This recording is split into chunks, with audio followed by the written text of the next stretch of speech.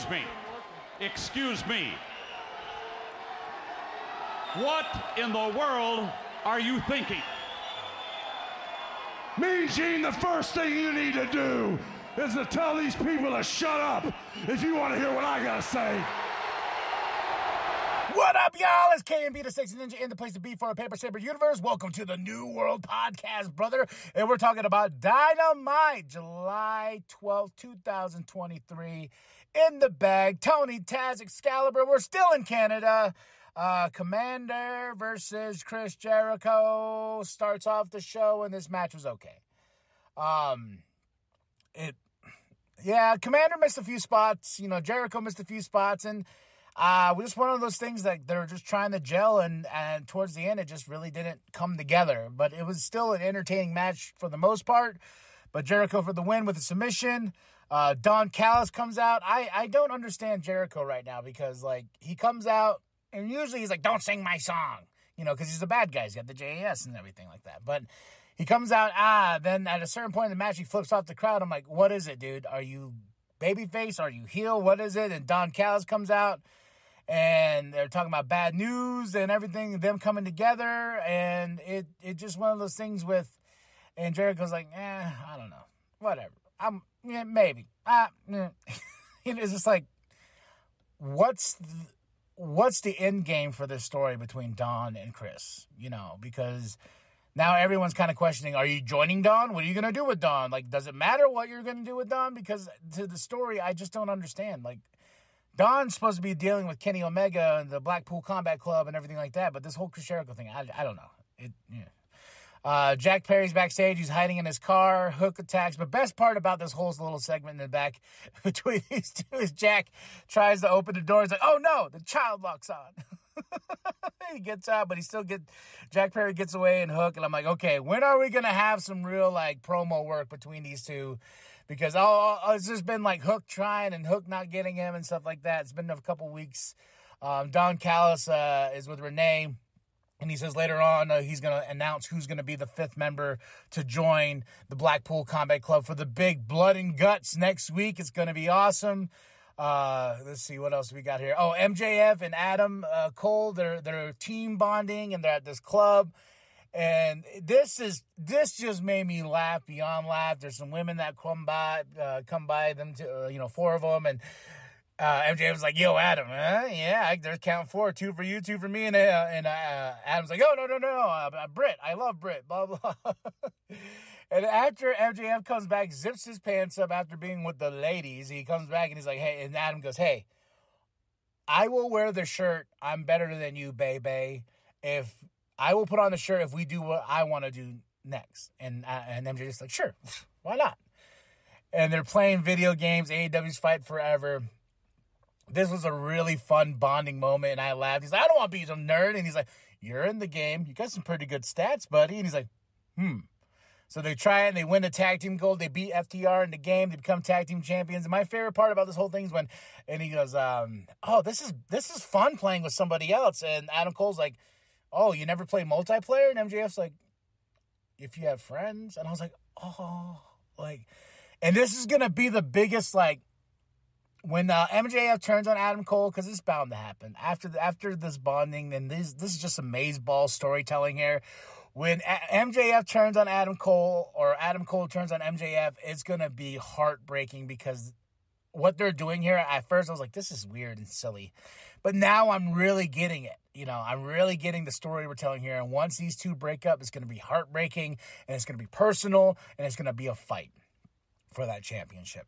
Now, first up in the Blind Eliminator Tag Team Tournament, Orange Cassidy, Darby Allin versus Daniel Garcia, Sammy Guevara. This was a really fun match, and then all of a sudden Prince Nana comes out. I'm like, what the fuck? I was like, oh yeah, they beat Keith Lee and Swerve last week. That's why Swerve came in, and Orange Cassidy, gets thrown to the side, and then Darby Allin gets basically a drive-by to the face, giving Daniel Garcia and Sammy Guevara the win. But these two right now are just, they're like, Sammy's trying to be like, I'm a good guy, and Daniel's like, I'm gonna dance, So they're two opposites of each other right now because of where they want to be. And Sammy shakes the hand of Darby after they win, but they get to move on, and they're gonna face whoever wins in MJF and Adam Cole versus Big Bill and Brian Cage.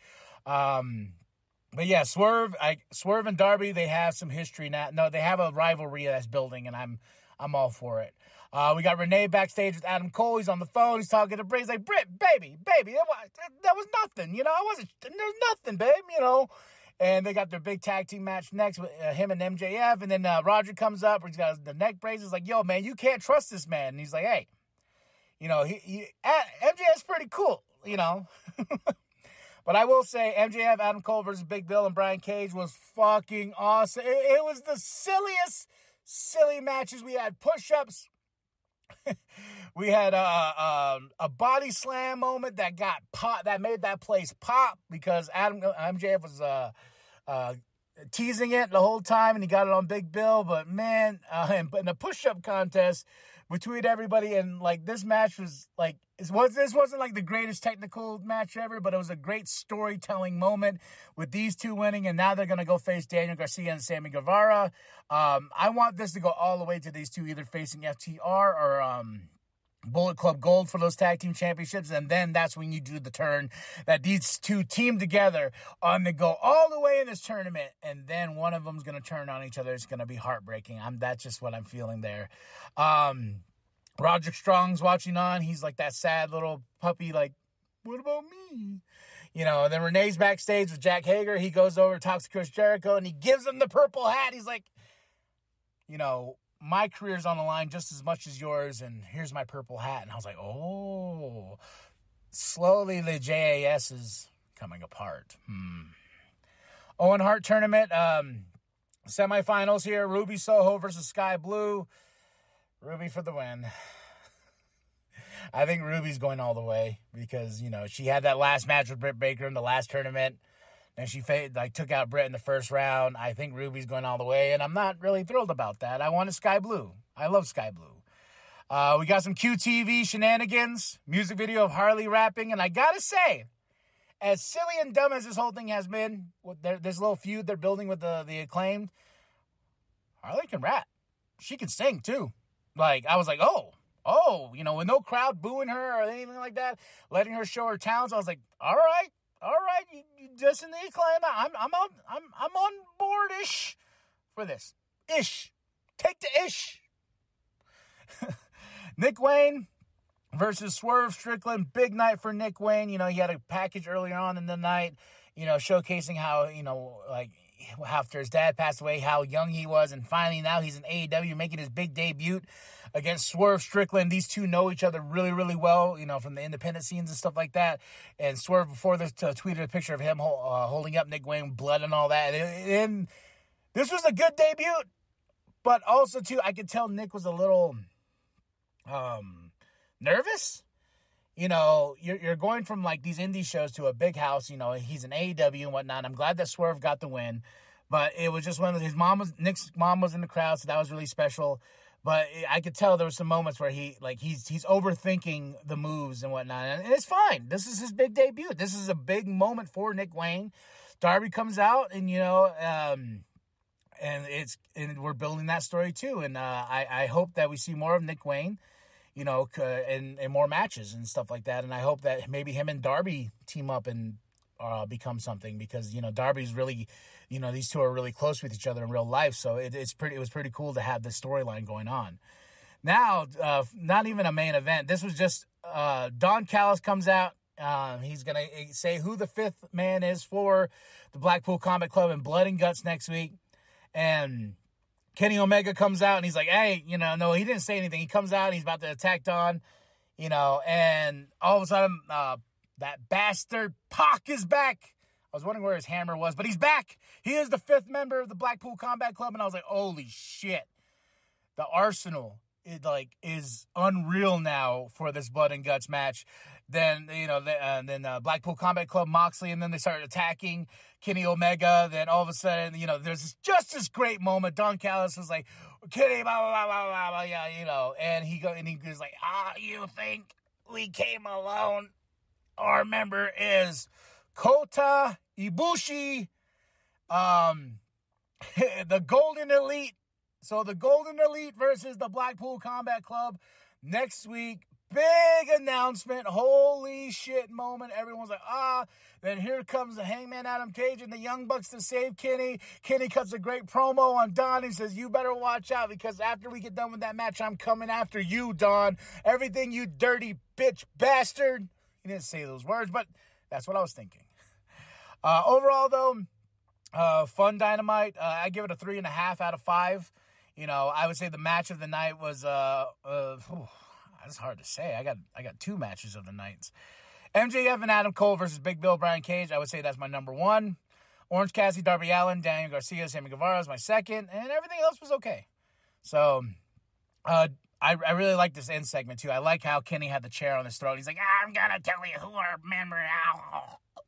So, but that's it. That's all. I give it a 3.5 out of 5. And I can't wait until Blood and Guts next week. We got Collision. We got Rampage. We got SmackDown. We got it all. I had my next word, but I was like, what am I going to say? Never mind. Move on. All right, y'all. Like and subscribe. Share it with your grandma. Share it with the bum down at